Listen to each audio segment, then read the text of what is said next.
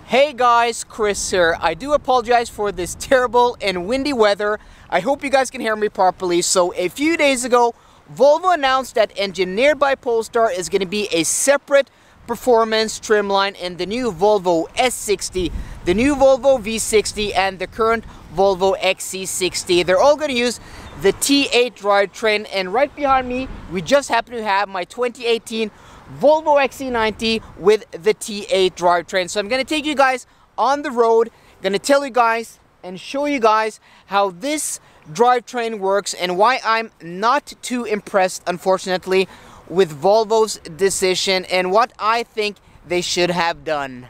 Just quickly guys, before I take you on the road, I want to explain the engine and the drivetrain setup on this, the T8. So up front we have a 2-liter 4-cylinder turbocharged and supercharged engine with 320 horsepower connected to an 8-speed ACEN transmission, only connected to the front wheels, and that's what's important here. In between the front and the rear wheels in the transmission tunnel, we have a battery pack, and this car is 10.4 kilowatt hours. And then on the rear motor, or on the rear wheels, we have an electric motor with 87 horsepower. This gives a total system combined 407 horsepower. But it's important to remember that we have no physical connection between the front wheels and the rear wheels. And how it's set up in this car, you have actually 80% of the power going to the front wheels, and you have 80% of the power, 20% of the power, I do apologize, only 20% of the power going to the rear wheels. And that means this car predominantly, drives like a front wheel drive car. So quickly before we set off, just want to go quickly through the S60 Engineered by Polestar T8, which is its official name of this new performance version of the new Volvo S60. So it has this same drivetrain, but with more horsepower, with 421 horsepower. And guys, does that sound familiar? It does, because with this car and with all model year 2018s and model year 2017s, you could get something called optimization by Polestar, which would give this drivetrain or this powertrain 421 horsepower. So they basically taken that engine optimization option on this car and on all T8s and made that the standard Engineered by Polestar motor and engine. And a lot of you guys have been asking me, why have the model year 19 T8s gone down to 390 horsepower? And I think this is the answer: to make a gap between the normal T8 and Engineered by Polestar T8. I think it's a rather... I'm not happy with the move. I think they're cheating the customers a bit, to be quite honest, because before you could have gotten, 407 horsepower in the normal T8 and making that less powerful and making, this a whole different trim level. I think they should have bumped up the power even more. But at the same time, I don't think they should have bumped up the power even more. So this might be, a very nice, medium ground. And I'm going to talk about that later in this video. But otherwise than that, the Engineered by Polestar will give the S60 unique styling, unique wheels, unique brakes by Brembo, and unique adjustable dampers by Öhlins. And from what we've seen in the pictures, we've seen some yellow seat belts and other cool details. So I think it's really, really cool and really awesome that Volvo are actually making a Polestar trim level. I talked about this last fall in my video called The Future of Polestar. Check the link up there in the right corner to, check out that video where I'm actually driving a V60 Polestar, the last generation. So, and this was long before they revealed the Polestar 1. But I think it's really cool that they're making, Engineered by Polestar a trim level. It's a bit confusing because they're going to have Polestar as a separate brand. In my opinion, they could have named it better, something, maybe called it like Polestar Sport, or maybe Pol Sport, something similar, but not quite the same. But, well, Engineered by Polestar is what they're going for, and it's fine enough. So let's take this car out on the road, and I'll talk to you guys more why I didn't get the engine optimization in this car, and why I think what they've done isn't the best way to go about it. I think they should have and could have done it in a much better way. So just gonna stop here and do a full throttle acceleration here on dry pavement with 275mm wide tires, and we do with no, turning of the steering wheel, with no steering wheel angle. It puts all its power down. We have no traction control light, no nothing. Let's do that pull one more time here. It is dry outside. Stand still and then full throttle. You do have some torque steer. It is pulling a bit to the right, but we have no wheel spin at all. So let's do that again, just with a little more angle, and let's see what happens. Just gonna turn around here, and if we have just a little angle here, then we get the traction control light. So just with a little angle on the steering wheel, we do get some wheel spin. And in this car, driving this car and accelerating like that, what this tells me is that this is also there even with like a rollout, not even from a standstill, we do get wheel spin. So that's the story of this car. When you don't need anything more than a little wheel angle, and then you get wheel spin. So on wet pavement it spins, on snow and ice it of course spins. Only on dry pavement when only going straight forward, it puts all its power down. And that's with this car. And I did misspeak, because this actually sends almost 22% of its power through the rear wheels. But with the 421 system horsepower, it's actually 20% from the rear wheels, meaning a whole 80% from the front wheels is where the power is coming from. And that is not optimal, because that means basically on everything else than dry pavement, you'll have a front wheel drive 421 horsepower performance car. Since the electric motor on the rear axle, makes a lot of torque, there aren't any official numbers that I could find, and the gas engine doesn't make as much torque as, comparing horsepower numbers, it won't actually feel as, and there, it actually doesn't, it has some trouble hooking up, though it gets most of its power down. What I was saying is that, and now we're behind an old lady in a Peugeot 106 going really, really slow. So we have to pass her on the inside lane.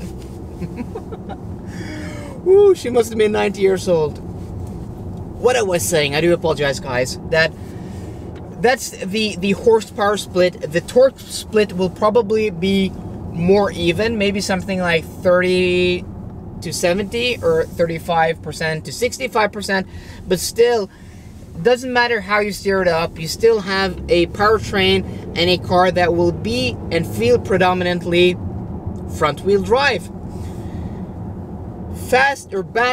Backtrack to 1 year ago when I had the S60 Polestar, the V60 Polestar. I actually drove an S60 Polestar, but I had a V60 Polestar for almost a month, drove that thing almost 5,000 kilometers, so I have a lot of experience with that car, and that car just felt, that powertrain, this engine with more horsepower and with, a normal torque split 4-wheel drive system, just put its power down. That car never felt like a front-wheel drive car. Never. It always felt like a 4-wheel drive car in the wet. It just put its power down. No torque steer. Holy crap. Once on the move, this thing really does shift, really does get out of its way superbly quick. That thing was just phenomenal, and I'm so disappointed in this trim level that they haven't done something like that. Yes, they're going electrification, but okay. Polestar 1, front motor, 340 odd horsepower, or 300 with the, you know, generator in the transmission, 380 horsepower, around about that. But you had 220 horsepower on the rear axle, 220 horsepower and 380 on the front axle, giving it a power split of almost 40% to the rear and 60% to the front. I think the numbers are like 37, 38 to the rear, and then something like 62, 63 to the front. Automatic emergency braking.